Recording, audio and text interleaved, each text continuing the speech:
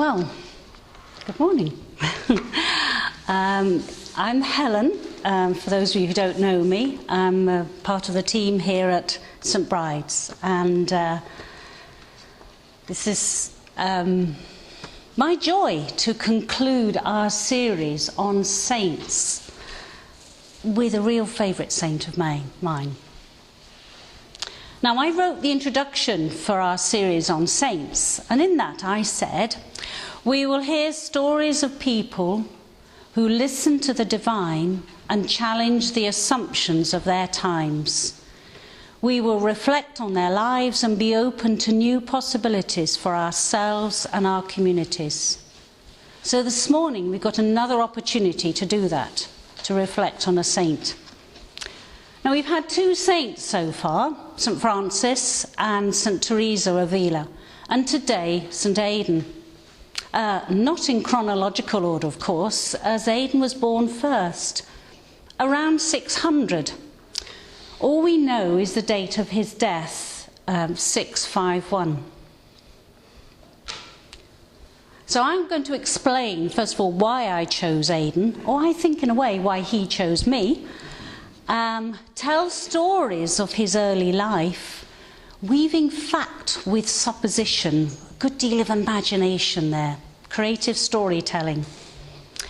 And quite a bit of that is based on a book on Aidan of Lindisfarne, recently published and written by Ray Simpson, which is story, but an awful lot on the section at the end is based on historical research. And then I'm going to highlight not 3, in good tradition, but 5 aspects of his life, and including challenging possibilities for us. And the conclusion will not be conversation. We did enough of that yesterday, I think, but an act of reflective meditation involving candles and a flame. So, why Aidan? Well, I was going to speak about St Cuthbert, but as Martin said to me, well, we've heard enough about St Cuthbert when we went on pilgrimage. What more is there to say about St Cuthbert? And then each week I've been drawn to the photo of St Aidan that Richard took from the statue, the same photo of the statue that you've got on your service sheet. And when we went on the pilgrimage to Lindisfarne, a group of us who were there, the last agape, the last time of worship together, well, on the island, we did another one the following morning, we gathered around the statue of Aidan. And that's really drawing me. And then also, I was rooting through some stuff, and I reread an article in a magazine called The Aidan Way, which is the magazine of the community of Aidan and Hilda, which I'm a part. It's a dispersed community set up in the 1990s, and some core members live on the island of Lindisfarne in the mother house. This community describes itself as an international body of Christians who journey with God, reconnecting us with the Spirit and the Scriptures, the saints and the streets, the seasons and the soil. And Ray Simpson, in the article, he's the founding guardian of the community. This article included a response, a rather cheeky response, he said, to a question from someone. Well, why did you choose Aidan and not Cuthbert as the saint for the community, one of the saints? Obviously, we've got Hilda as well. His reply, and part of it was, well, Aidan was little known. Cuthbert was a celebrity. Aidan pioneered it all. Cuthbert came on his back. Aidan did cross-cultural indigenous mission. Cuthbert consolidated. Aidan walked among the people. Cuthbert rode among them. Aidan gave all money to the poor. Cuthbert accepted many estates. Aidan introduced soul friends to the English. Cuthbert was one.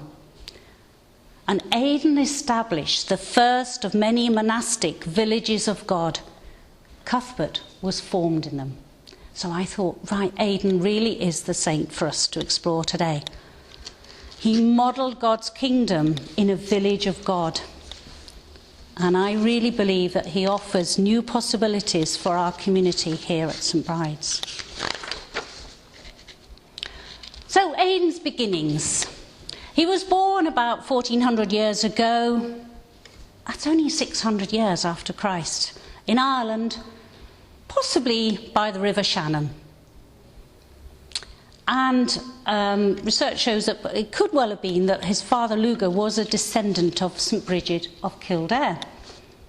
Bit of another link with St Bride's, I think, there. Now, what follows is a real bit of imagination in the age-old tradition of good storytelling. And I want you to imagine and recall a time when you have seen the most spectacular sunset ever. And sunsets are even better when they're sort of over water, up in Crosby, the Western Isles, whenever. Now, one evening, Aidan's mother, Cara, was by the river. Shortly after darkness fell, her eyes bulged in astonishment. The water had turned bright red. Looking up, she saw a pillar of fire stab awake the night. Never before, nor ever again, would she see its like. This fiery cloud divided into two. The larger part zoomed off towards the coast, taking what seemed like it some awesome presence. Then the smaller part formed and became like the shape of a finger. The finger moved towards her, pointing. She swore it at the very babe in her womb. Then a bird flew overhead. Cara cried out. Her birth pangs had started. Later that evening, Finn, her son, was born. She and her midwife were then aware that there was another child. Twins. Another boy was born, but they had no name. They had no name ready for him. And the following day, they heard from a relative that the Blessed Columba had died on Iona the previous evening. And this relative said that the whole of the sky of Ireland was lit up with fire as his holy soul was escorted to the other world. Then Cara knew the meaning of that flaming sky. She knew what they must name their second twin, Little Flame, which is Aidan in their tongue. Ah, that's a lovely story, isn't it? That's how Ray begins his book, so that's part of it. Imagination, but it's a story for their time and the belief that people then had and reading things into the skies. I think we still do that too, don't we? Some of us. So the rest, Aidan's family, his parents owned a farmstead, fairly comfortably well off. He grew up amongst animals in the country. They had serfs to help. The rest, again, it's sort of supposition, but let's just sort of paint a bit of a picture. It was normal practice in Ireland in those times for sort of families of good standing to have a spiritual foster mother. And we can imagine that Aidan may well have had someone like that to introduce him to knowledge and skills of the wider world. This person may well have been a holy and wise woman. And I can imagine that she was the one, not the mother who was too busy. She was the one who actually helped Dara, to help Aidan, possibly her name was Dara, to think about his name. He was insecure, I think, as a child, this suggests, because he was like number 2 in the family. And she encouraged him and said, "Your name means you're a ray of light from the sun." And he grew in confidence as a child of the light. I should imagine that Aidan was taken to Kildare when he was old enough for the Beltane festival. There he would have heard stories about Bridget, how she always left a spare place at the meal table in case Christ came in the guise of a needy person. This was a practice that Aidan observed all his life.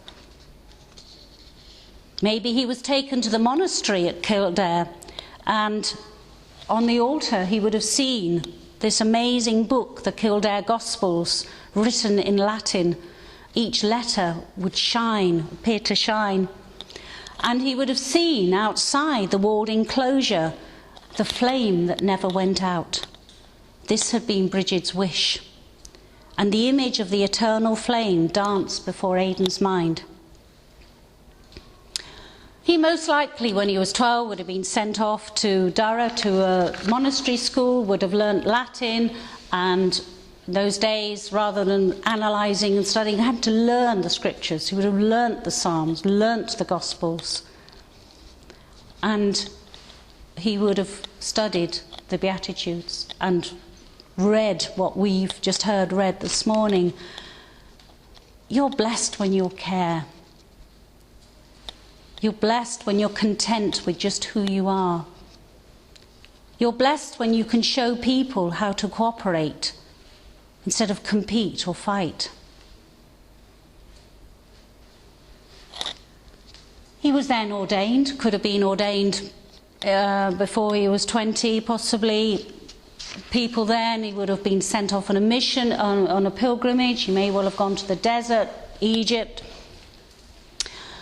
Spent after Durrow, and this is where the bits of the story that we really know about.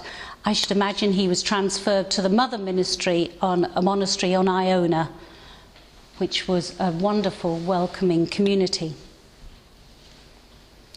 So now we move on to the 5 sort of aspects of his life. And first of all, Aidan was part of a community. Now, in the time, this is when he was living, there were troubled times, and young Oswald and his brothers and sisters, young Oswald, his father had been killed in battles in Northumbria, and where to go, where to feel safe. They knew they would be safe in the Christian sanctuary of Iona. Why did they know that? Because earlier on they had developed deep and lasting friendships. And because of this friendship, it was later on that Oswald, when he became the king, he invited the Christians of Iona and their colleagues in Ireland to send a mission to his people. So it was because of that friendship, that welcome in that community, then the invitation came. The community offered a safe space and friendship. Then an invitation was given to come and evangelize, share what they had, their Christian life, with others. Are there new possibilities for us and our church community here? How can we receive invitations from the local community for mission? What might we need to do?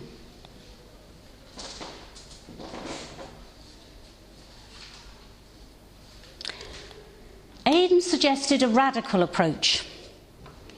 Now, this first mission that went was a total disaster. Corman was the brother who was asked to do that, and his team returned to Iona. They announced that the English were uneducated hooligans, not civilised enough to understand or accept the gospel. And during a meeting to discuss the failure of the mission, Aidan suggested that Corman should have been more gentle, not imposed his standards and culture. He should have listened to the people. So, of course, you know who then got the job. A good tradition, as happens in church groups or anywhere, you suggest something, okay, you do it. But his approach was quite different, radical even. To go on a mission of listening and establish a community in a place where brothers and workers and students and visitors could feel at home. He carefully chose his own mission team of 12, choosing everyday people who made mistakes but were willing to learn with an almost childlike trust. He modelled his choice on Jesus' choice of the 12 apostles, fishermen, not Pharisees. Are there new possibilities for us and our church community here? What radical approach might we consider? What might we need to do?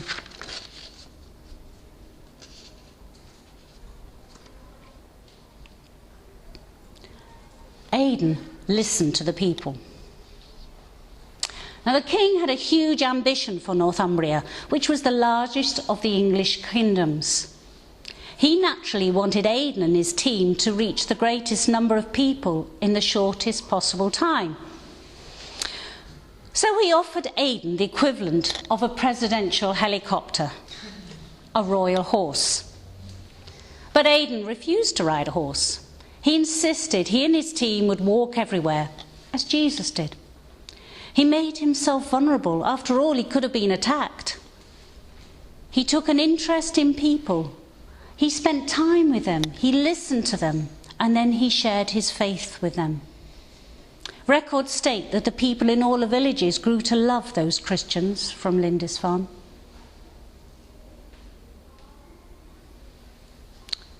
Are there new possibilities for us and our church community here? How can we be amongst the people in our local community?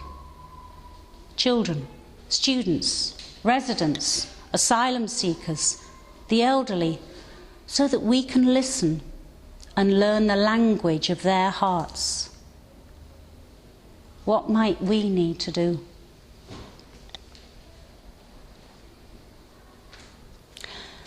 Aidan offered a model.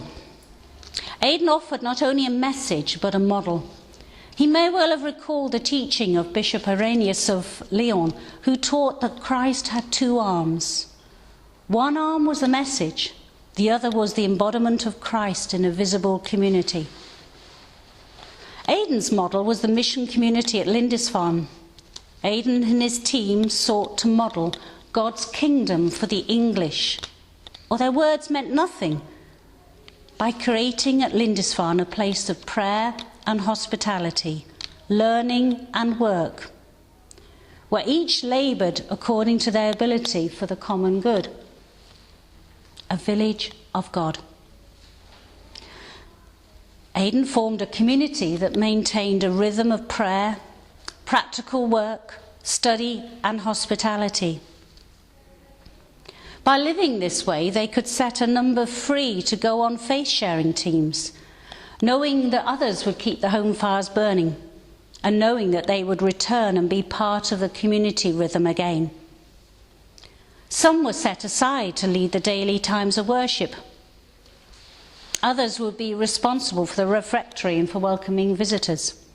Others would attend to the cattle and the crops. The scholarly types would teach. While on the road, the team spent time meditating on and memorising the scriptures. First they learned the Psalms, then the Gospels. So when Aidan and his team met someone on the road, his words, his attitude towards them, his love and attentiveness touched them, and they took him to their hearts and to their homes. Are there new possibilities for us and our church community here? How can we model our church community so that it reflects God's kingdom and becomes a village of God? What might we need to do? And finally, Aidan stood for justice. He spoke out against the abuses of power by those in high places, which took courage, since his boss, the king, was also Aidan's sponsor. If wealthy people gave him donations, he refused to use them for church buildings, for example. He gave the money to those in need, or he went to the slave market and bought a slave his freedom. He encouraged his sponsor, King Oswald, to take practical action to care for the most needy sections of society. As far as we know, Oswald was the first English ruler to appoint a member of staff whose role was to care for the poor. It was the beginning of a social revolution.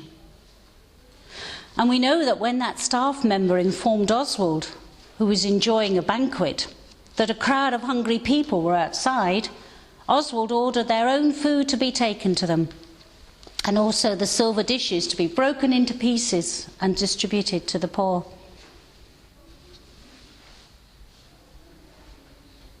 Are there new possibilities for us and our church community here? How do we as a church community model God's justice to people? What might we need to do?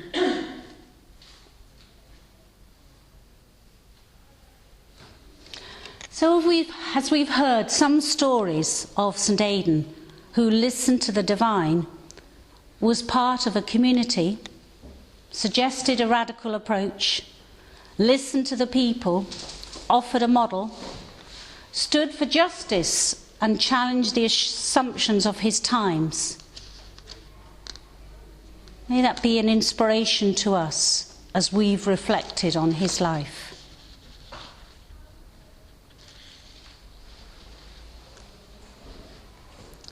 I'll finish with a prayer that's used, one of the prayers used by the community of Aidan and Hilda. Lord Jesus, simplicity and a deep love for people shone out of your apostle Aidan. Grant that, like him, we may be gentle in our loving and bold in our speaking, that we might inspire others to learn your ways and to pass on the fire of faith. Amen.